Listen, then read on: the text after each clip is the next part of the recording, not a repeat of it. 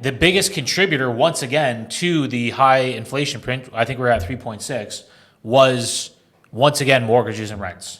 Yeah. So yeah. housing is once again the biggest contributor, and that's because the rates are so high. Yeah, I think there was like one of the articles I was reading where if you actually take that data out, so if you remove the shelter costs, so whether it's the interest rates and mortgage payments, if you remove some of that data, inflation's actually at 2%.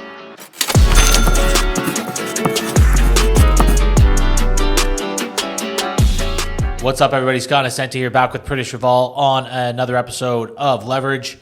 Tons of news to talk about today. Pritish and I both just got back from vacation as well, so we're going to hit on that a little bit. We're going to touch on the Bank of Canada's, what we think they're going to be doing, and some kind of grim news from Benjamin Tal, depending on how you read it. So we're going to get into all that. But let's start off with Pritish. You just got back from, I believe it was Cancun, Mexico, if I'm not mistaken. Yes, sir. Tell us about that trip. How was it? What did you get up to down there? Yeah, it was good. It was a great trip. First trip for the wife and I without the kids since the kids were born. Wow. So in the last, like 6-7 years, it's both of us. Time. I mean, like a first trip that was number of days. We've been like on overnighters and stuff. Right, yeah. Yeah, went to Cancun. Seemed like, quick, easy trip. We were there Thursday to Monday. Had a nice time relaxing. First day, we were just kind of not sure what to do with all the time we had. We kept looking. True, yeah, we're looking at the watch. I was like, oh, it's only 2:30. What are we gonna do? And then it was like, what time is it? It's only 3:30. What are we gonna do? So it was just, it was nice to get away. And a couple days in, we started missing the kids. So happy to be back. Cancun is Cancun. So if you've been there, you know what it is. But we weren't the only ones. You went away as well, right? You went away somewhere. Yeah. We did a European cruise and then spent another week in the Amalfi Coast. Nice. Italy, which was fantastic. My first time in Europe. Totally different world over there. And big adjustment. It's just, man, like I find Canada is just such kind of a North America in general, just a rat race. We're all over there working, is different. We're working, what is it? Living to work, and over there it's kind of working to live. Yeah. Right? That's something like that. Something along those lines. Yeah. Anyways, so you're over there and people just don't have the same urgency and the same mentality. And it's like it's like a slower pace, I find, right? Yeah. Like when you're in that part of the world, it's a slower pace.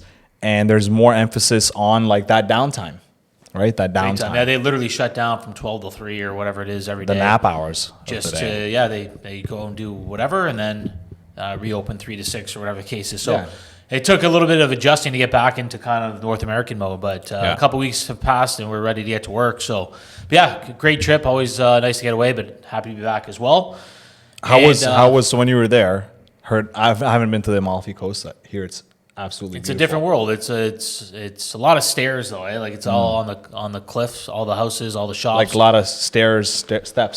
Yeah, like not thousands. Staring at you, like not right. Okay, steps, thousands and thousands of steps. But it's beautiful. Yeah. It's all coastal and Did you try the pizza there? Oh yeah, everybody asks, right? Yeah. Pizza. So what do you think? Better than Windsor pizza? I don't know. Honestly, Windsor was better in my opinion, but we didn't get an accurate representation. We were in the touristy spots, so. I'm not going to draw any conclusions from that, so. But let's get down to business. When we first sat down, you were talking about this article you read with Benjamin Tal, who we both look up to and like the way he does business. He kind of started off with a pretty dreary headline, which we're going to break down a little bit. But the headline was, one of the things he mentions in the article is, if the Bank of Canada doesn't cut interest rates, that it's not going to be pretty. That it could get bad out there, right? Yeah. So that's kind of one of the things. It's a small part of the article, but let's talk about that.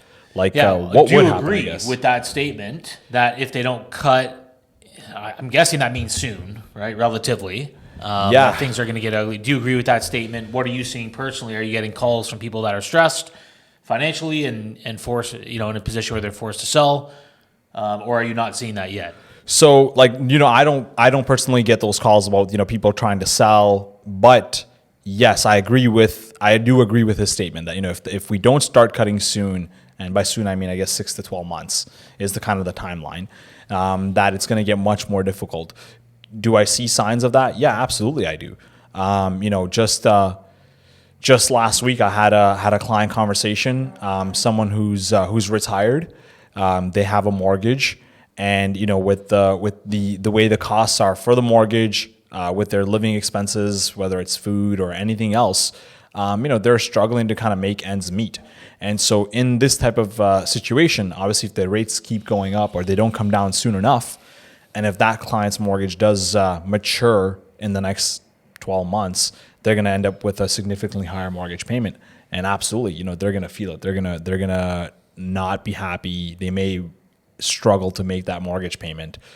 So yeah, I agree. And yeah, we're seeing it. But overall, I do think the way things are going, they are targeting to cut, hopefully, within the next 12 to 18 months. Like, that's the plan, right? What do you think? Yeah, I'm on the same page. This is the first time over the past couple months that I'm starting to see what I think is people's savings are running out. Their expenses have caught up with them. The, not just mortgage payments, rent payments, food pay. Like, you go to the grocery store, your bill is double what it was last year. Combine that with shrinkflation, you're getting less for that double as well. Yes. And then prices at the pump, everything has just started to drain the savings accounts of Canadians. And I want to emphasize one point. This is the point of raising rates that quickly, that aggressively, was to siphon all that excess capital out of the market. There's just too much money in the system, right? Combined with not enough goods. It's just that's what inflation is. Mm-hmm. It's too much money chasing too few goods. That money has to get siphoned out. It's finally just starting to get siphoned out now, where people are actually out of money. Yep. Those first little inklings. So I want to emphasize that we're here. It doesn't feel good, but it's like when you go to the doctor and maybe you get diagnosed with something, and then you have to go through a round of medication. It doesn't feel good for that round, but you know that it's for the long-term health of yourself or the economy. That's how I see this. Yeah, shaking out. What is like the short-term pain for long-term gain? Exactly. Right. If they don't do this, folks, like, we're in big trouble. Inflation you'd be priced out of everything forever. You'd end up like Venezuela or Argentina, where your currency is worthless. Here's a fun stat. Speaking on what you were just talking about, which was the savings, right? So over the COVID period, Canadians were able to save an extra $165 billion. That's a lot of money, man. $165 billion. And currently, those savings are no longer there. And that's as difficult as it is to say, that's a good thing for inflation. Yeah, but just to kind of like throw that number out there. That's a big number. That's a big number. $165 billion combined with a lockdown economy where we're not producing. Correct. Yeah. And the shipping costs went up and fuel prices went up and everything else. That's why we got 9% core inflation, for a pretty sustained period of time. Yeah, that buffer is gone. Yes. Yeah. Now we're seeing that reflected in the inflation data as well. CPI came in under expectations. We're also seeing the GDP of Canada kind of coming in flat, so not really a growing economy anymore. We're predicting another quarter or two of flat GDP as well.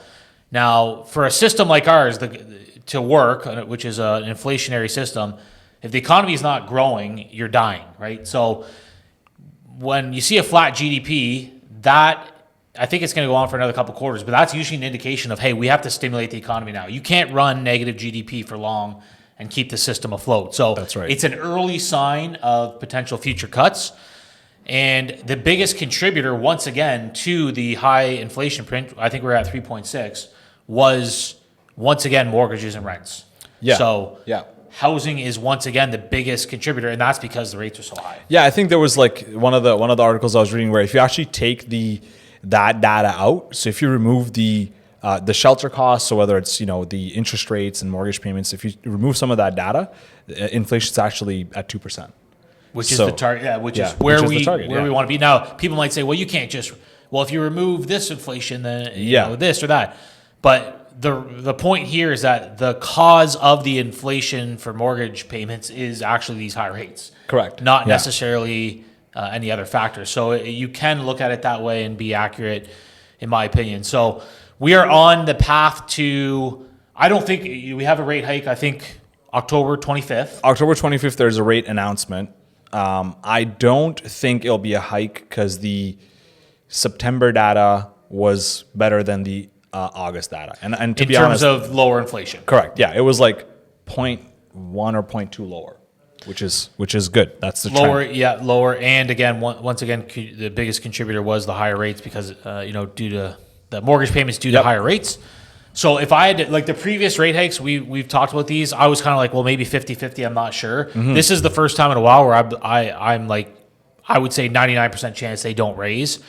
And then watch, it's like we're wrong. It's Almost like guaranteed. Yeah, I've just cursed the whole country. we don't know anything. Yeah, but I will say I'd be very shocked if they did raise. Yeah. Now at the same time, I don't think they're going to cut, and I also think that we need another 6 months of these higher rates for the higher for longer, like they're saying. We need another 6 months to really stomp out inflation. You can't mess with inflation, right? It's too dangerous. People don't understand how dangerous inflation is. It's literally a devaluing of your currency. Yeah. So you have to get it under control. 2% is a digestible rate for most people. Anything higher than that, and you're getting burned worse than for most people. So it's very important. So we have some more stuff here from Benjamin Tao. Well, here's another thing that I was just off topic. I was thinking about was, so a lot of times like we compare to the U.S., right? Like what's happening and whatnot. So like Bank of Canada doesn't have to raise its rates as high simply because the average mortgage in Canada is on a 5-year term, right? Where in the US, it's like a 25 or a 30-year term. So the American mortgage or the US mortgage, your rate's locked for 25 or 30 years, right? Where the Canadian mortgage the rate is only locked for 5 years. So making an increase in interest rates in Canada has a much greater impact faster because the mortgage term is only 5 years, right? So you can raise the rates lower. I don't know. It seems like I'm saying the same thing now. You don't have to raise the rates as high as America because you can make an impact much faster because it's only a 5-year mortgage term. Triple the impact. A rate hike here is double or triple the impact as in the States. Literally, people are not going to feel the rate hike pain at all for 30 years. Correct. Yeah. Significant. We're talking probably more than 50% of mortgage holders are either paid off or already locked into long-term rates. Yeah. It's only probably at the margins that people in the States are struggling, which is why you see their rates like 7.25%. Yeah, it's higher. Like yeah, exactly. Imagine if we were at 7.25% with a bunch of expiring mortgage rates coming up for renewal. Yeah. These people were locked in at 3, 4, 5%. Now, not only are you renewing at 6.5% or whatever the case is, do they have to requalify you when you this is a great those renewals? Yeah, this is a good one. Let's talk about this. Yeah, so I get that all the time right now, right? So, hey, I currently have a mortgage at 2%. I'm renewing in the next 6 months, and now the rates are 6%. So if you're renewing your mortgage, no, you don't have to requalify because you're not looking to borrow any additional funds. You're simply just converting your mortgage rate from X to X. So whether it's from 2% to 6%. Wouldn't it be X to Y? Yeah, X to Y. That's usually how it works. So you're converting it from 2% to 6%. You don't have to requalify. You will have to requalify, though, if you're looking to refinance and borrow any additional money, right? And so that's off the table for 90%. Yeah, a lot of people won't requalify, right? So like somebody who bought a house in the last 24 to 36 months, good chance they may not requalify to buy that same house now because the interest rates have gone up. I mean, they've pretty much like tripled, right? Compared to what it was in 2-3 years They've ago. tripled, and to qualify, you're also tacking on the stress test 2% more. Yeah, so you're looking at a stress test right now for mortgage applications is anywhere from 7.5% to 9%, depending on your interest rate. So much higher stress test payments. One of the questions is around what should we do? I get that all the time. Like I'm in a variable, do I convert it to a fixed rate, right? And so the answer to that question is if you're in a variable and you convert it to a 3-year fixed rate, first you want to make sure that whatever the rate you're converting it into, you can afford that payment. Because once you convert it, you're locked in for that 3-year fixed rate. So if you can't afford that payment, then the answer is simple. Don't convert it right now. And if you believe that, let's say the interest rates are not going to come down in the next 12 to 24 months, then maybe you should convert it. But again, I believe that interest rates are going to start coming down by the end of next year. So maybe if you held on to the variable rate this long, maybe you hold on a little bit more. It's almost like you've been waiting at the restaurant for your meal for the entire 40 minutes. You've been waiting, and you're just about to get served, and you get up and leave, right? So you're just about to get your dinner. So I would say if you waited this long, I may be waiting a little bit longer is the way to go. Yeah, and I agree, but I would also factor in, hey, if we did get another quarter or half point, can I digest that 100%. rate hike? If it happens, right? Always have that buffer for that risk tolerance of rate hikes, because we generally, as much as we think they're going to start coming down, we don't know. Yeah. And if inflation starts ticking up again because of the wars in the Middle East or whatever the case is, who knows what the Bank of Canada is going to do? They've been unpredictable so far. They've always been, and they always will be. So always have that buffer. But if I was a betting man, I would bet that in the next 6 to 12 months we'll see our first rate cut. Let's hope. Oh man, I can't wait for that. I've been waiting for a rate cut for a while. Yeah, now. because this is I've been an agent for about 5 years. This is the slowest that I've seen the market, other than when the pandemic first hit, the first month or two, where nobody knew what was going on. This is the slowest it's been. We're going to see prices ticking down. It's also seasonality between now and the new year, January 1st. This is kind of the way it's played out the last 3 years, but this is slower than normal. So we're probably going to see the average sale price in Windsor dip significantly. Over the next 3 months, you're saying? Yes, in my opinion, but it's going to be based off of very low sales volume. So the less volume, the more you have to take these numbers with a grain of salt, right? If you only get 10 sales and a bunch of them are, in the 400K range, the average sale price for that month is going to be way lower than your previous few months. So I expect to see some pretty scary headline numbers, but I don't think it's reflective of the supply-demand imbalance that we're facing here locally. Mostly seasonality, and then buyers on the sidelines waiting for clarity. So what do you suggest? So if someone's coming in right now and they're going, hey, is now a good time to buy, or, should I, or do you think the prices are going to go down? I know you just answered that, average is going to look like on paper it's going down. But if someone's coming in looking to buy a home, I would say, look, if you're not an investor, if you're not trying to time the market, if you're just looking for the house of your dreams, and you can afford whatever price range you're in, then you should, now's the prime time to buy.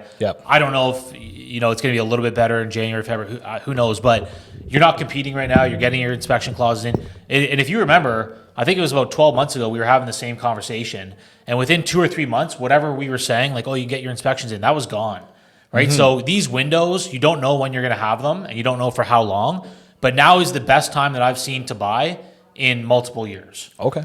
Now, I don't know what else to say, but prior to this, you were competing on almost every good house, and you could not get your conditions in again, I would say, for at least the last 6 months. So I would be a buyer right now. It's low inventory. You might have a hard time finding what you're looking for, but if you can, I'd be pulling the trigger right now for sure. Yeah, I think one of the things to keep in mind, we talked about this, is, generally people that are listing in this time of the year, they're listing because they have to sell, right? They're not hoping to get maybe top dollar based on what's happening with the interest rates and everything, but they're probably listing because they have to sell. It could be, a dissolving of a marriage or an estate, or, simply looking to buy a bigger property. They bought a new construction. It's just closing in the next couple months. They have to sell. That's a great point. Right. And I'll tell you right, if anybody called me right now and said, hey, Scott, I don't need to sell, but I'm thinking about selling, I would say wait till the new year, wait for a rate cut, wait for the market to pick up. Because it is dead right now. Or what I would do is I would say, okay, well, let's put it on the market,